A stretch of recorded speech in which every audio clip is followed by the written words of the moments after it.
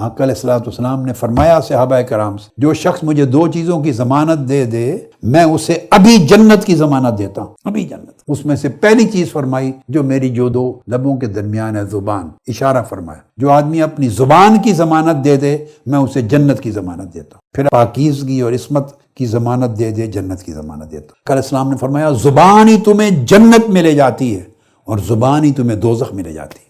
زبان، کلام، گفتگو فیصلہ کن ہے۔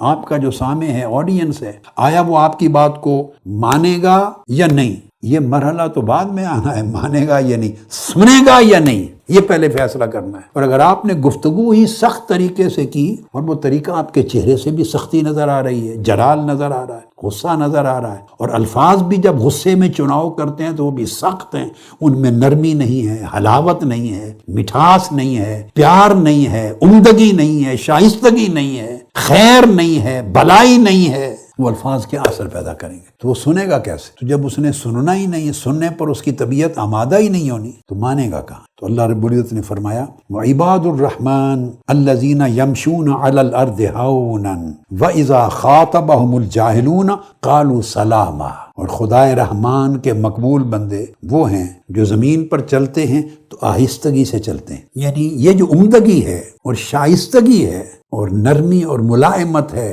یہ چلنے کے باوقار انداز میں بھی ہونی چاہیے۔ یعنی اللہ رب العزت نے یمشون علی الارض ہونا، چال چلن، یہ دو لفظ ہوتے ہیں، یہ دو لفظ دو چیزوں کو آپس میں جوڑتے ہیں، چال چلن، چلن کردار بن جاتا ہے، چال چلنا ہو جاتا ہے۔ تو بندے کی جو چلن ہے وہ اس کے چال سے نظر آ جاتی، بندے کا جو چلن سے مراد اس کی سیرت، اس کا کردار، اس کا مزاج، کہ اس کے اندر کیا ہے، اس کو دیکھنا ہو تو اس کی چال کو دیکھو۔ چال ڈال کا لفظ آپ بولتے ہیں تو چال اس کے چلن کا اشارہ دیتی۔ اللہ رب العزت نے فرمایا یمشون علی الارض ہونا، اس کی چال دیکھو، چال بتائے گی کہ اللہ کا بندہ ہے یا نہیں۔ اکڑ کے چلتا ہے، کندھے، جسم، اس کی باڈی لینگویج، چلنے کا طریقہ، وہ بولے گا کہ اس بندے میں تواضع ہے، انکساری ہے، شرافت ہے، وقار ہے، حلیمی ہے، یا کیا ہے۔ تو ایک تو وہ، اور پھر فرمایا اور جب ان سے جاہل لوگ، اکڑ لوگ، سخت مزاج، مخالف جب برے طریقے سے ناپسندیدہ بات کرتے ہیں تو وہ اس ناپسندیدہ بات کا جواب ناپسندیدگی سے نہیں دیتے، اکڑ طریقے سے نہیں دیتے، گالی کا جواب گالی سے نہیں دیتے، اوئے کا جواب توئے سے نہیں دیتے، نہ ایسی ہو تو پھر وہ سلام کہتے ہوئے الگ ہو جاتے ہیں۔ ان کے لیے بھی قالوا سلاما، ان کے لیے بھی لفظ سلامتی کا بولا ہے۔ خواہ کنارہ کش ہو تو تب بھی سلامتی کے ساتھ کنارہ کش، خاموش ہو جائیں تو سلامتی کے ساتھ خاموش ہو جائیں۔ آقا علیہ السلام نے فرمایا میری امت میں 70,000 لوگ ایسے ہوں گے جن سے قیامت کے دن کوئی حساب و کتاب نہیں لیا جائے گا، بغیر حساب و کتاب کے جنت میں جائیں گے۔ وہ 70,000 لوگ اس طرح کے ہوں گے۔ اور پھر آگے 3 کیٹیگریز بنائی آقا علیہ السلام نے، کتنی بتائیے؟ 3۔ 70,000 لوگ جن سے کوئی حساب و کتاب نہیں، جنت میں جائیں گے سیدھا۔ اور دوسری کیٹیگری میں آقا علیہ السلام نے فرمایا ان 70,000 لوگوں میں ایسے ہوں گے کہ ہر 1000 کا جو یونٹ ہوگا نا، 1000 لوگوں کا یونٹ، تو 1000 لوگوں کا ہر یونٹ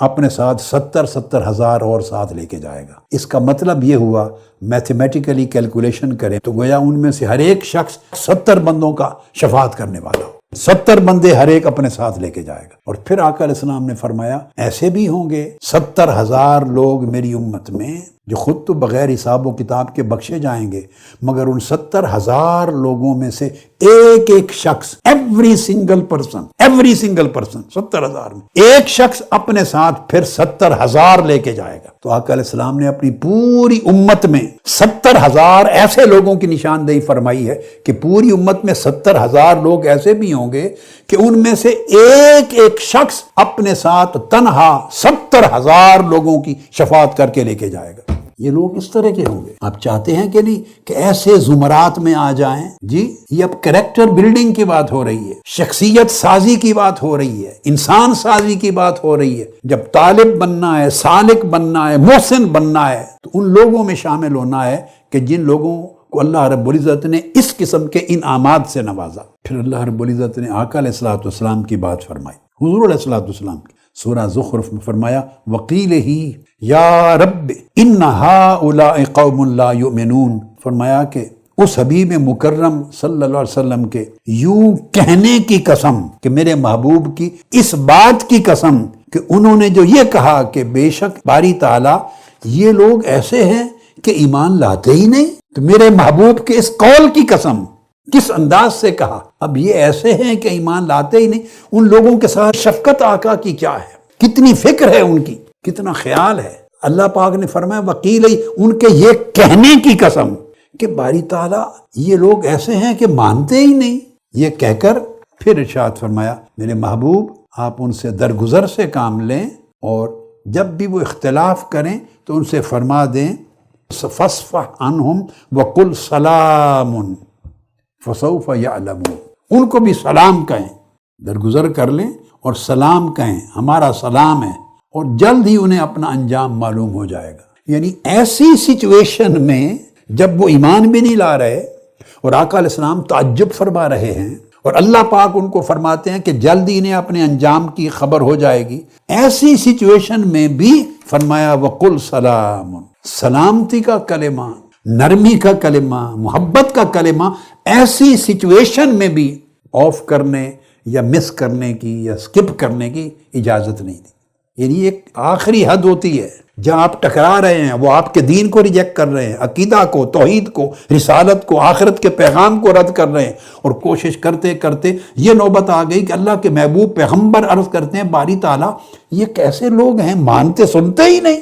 اس سچویشن پہ بھی اللہ پاک فرماتے ہیں قل سلام، سلامتی کے کلمے سے ان سے الگ ہو جائے۔ اب آپ اندازہ فرما لیں کہ زبان کی سلامتی، کلام کی سلامتی اور شائستگی، اس میں کتنی خیر، کتنی برکت اور کتنی اہمیت و ضرورت ہے۔ پھر سورہ قصص میں ارشاد فرمایا اولئک یؤتون اجرہم مرتین، یہ وہ لوگ ہیں جن کو ڈبل اجر عطا کیے جائیں گے۔ اب سنیں، 2 بار اجر دینا کیا معنی ہے؟ ہر ایک کو 10 گنا تو اجر ملنا ہی ملنا ہے نیکیوں کا، ہر شخص جو نیکی کرے گا اس کو 10 گنا اجر ملے گا، اور کئی نیکیوں پر آقا علیہ السلام کا ارشاد ہے 70 گنا اجر ملے گا، کئی نیکیوں پر 100 گنا اجر ملے گا، کئی لوگوں کو 700 گنا اجر ملے گا۔ یہ تو وہ اجر ہیں جو آقا علیہ السلام نے بیان فرما دیے اور خود قرآن مجید میں اللہ رب العزت نے تعین فرما دیا۔ ایک حدیث میں آقا علیہ السلام نے فرمایا کئی لوگ ہیں جن کو لاکھوں کے حساب سے اجر ملے گا، ایک عمل پہ لاکھ عمل کا اجر، جتنا صدق اور اخلاص اور للہیت اور رضا الہی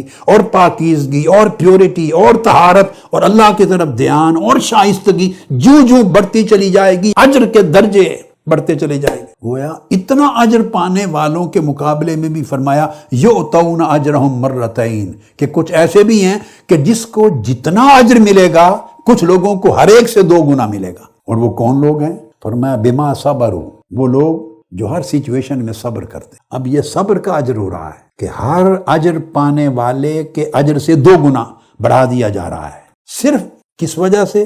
یہ خوبیاں ہیں جو سن لیں، بما صبروا، اس وجہ سے کہ باقی تو نیکیاں ہیں جو انہیں اجر دلائیں گی، مگر ان کا صبر خوشی میں بھی ہے، صبر غمی میں بھی ہے، صبر فراخی میں بھی ہے، صبر تنگی میں بھی ہے، سب مال و دولت کی فراوانی ہو اس میں بھی ہے، غربت اور افلاس اور فقر ہو، کھانے کا نہ ملے اس میں بھی ہے۔ آقا علیہ السلام نے فرمایا اپنے بھائی کی مدد کر، خواہ وہ ظالم ہو یا مظلوم۔ صحابی نے عرض کیا یا رسول اللہ مظلوم کی مدد کرنا تو سمجھ میں آتا ہے، ظالم کی مدد کیسے کریں؟ فرمایا ظالم کو ظلم کرنے سے روک، اس کو منع کر، کیونکہ ظلم اس کو ہلاکت کی طرف لے جا رہا ہے، دوزخ میں لے جا رہا ہے، برباد کر رہا ہے۔ تو یہ اس کی مدد ہوگی کہ اگر تو اسے سمجھا کر ظلم کرنے سے روک۔ تو دیکھیے تو یہ بھی اجر ہے، ہر حالت میں نیکی کے 2 رخ ہوتے ہیں۔ تو فرمایا ہر حال میں جو صبر کرتے ہیں ان کا اجر 2 گنا ہو جاتا ہے۔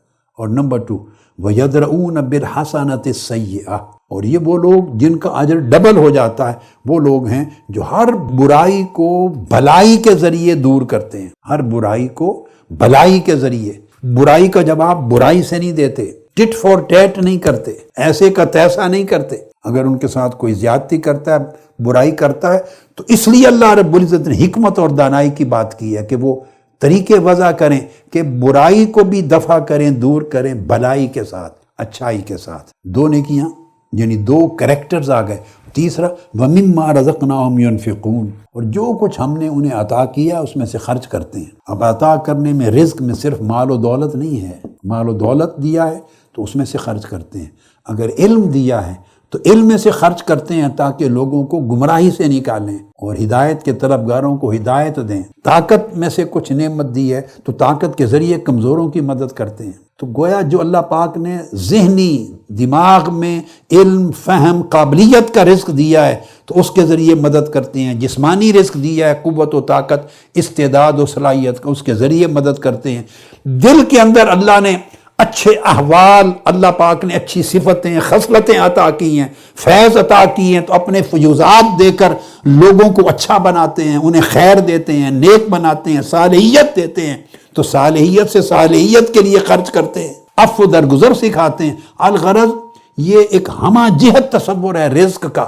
وَمِمَّا رَزَقْنَاهُمْ يُنْفِقُونَ، عزت دی ہے تو اس سے اگر کسی کی مدد ہو سکتی ہے، ہیلپ ہو سکتی ہے، تو اس کے ذریعے مدد کرتے ہیں۔ تو یہ وہ لوگ ہیں، یعنی وہ طبعاً اس میں سخاوت کا عنصر ہے، جنروسٹی۔ اللہ رب العزت نے جو بھی نعمت جس بھی شکل میں آپ کو دی ہے، اس نعمت کو خرچ کرنا دوسرے کی بھلائی کے لیے، یہ مما رزقناہم ينفقون ہے، اس میں بھی جنروسٹی ہے، بھلائی ہے۔